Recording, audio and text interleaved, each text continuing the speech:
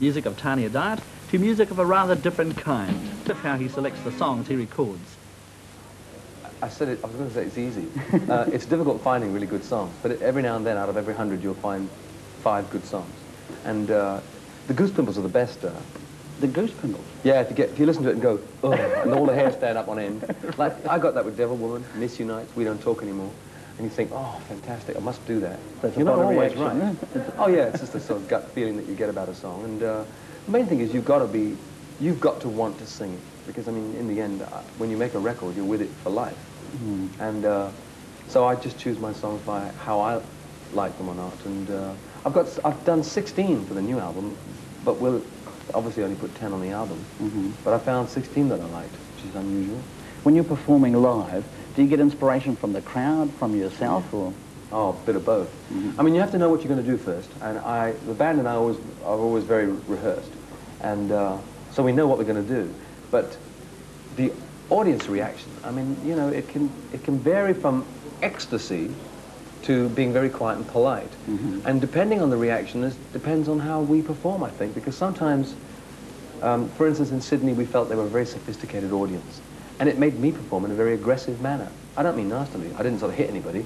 But I kept thinking to myself, oh, I'll show them, you know. And in the end, they were all on their feet, stomping and screaming for more. And so that the audience, the way the audience reacts to you, mm-hmm. does, in fact, decide how you perform. So all the while you're performing, things are going through your mind as to how can I give out better to get them to react to me. That's right, kind of thing. It is. All the time. Well, it must take quite a bit out of you now. I go jogging to keep in condition. What do you do? I go on stage every night for an hour and a half. I come off drenched, usually. It's quite an active show for me. I mean, I don't stand still for very long. And every night I've been off so far, I come off absolutely drenched. Mm-hmm. And I play a bit of tennis too. During the day, if it's a fine day, I play tennis, and that's a good way of getting fresh air, and then you're on your feet running around for 2 or 3 hours. Do you warm up before a show? Yeah, I usually sing for an hour. When I'm back home, I sing for an hour before the public get in.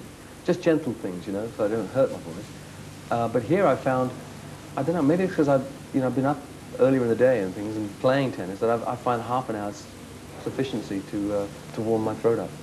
How do you prepare yourself mentally?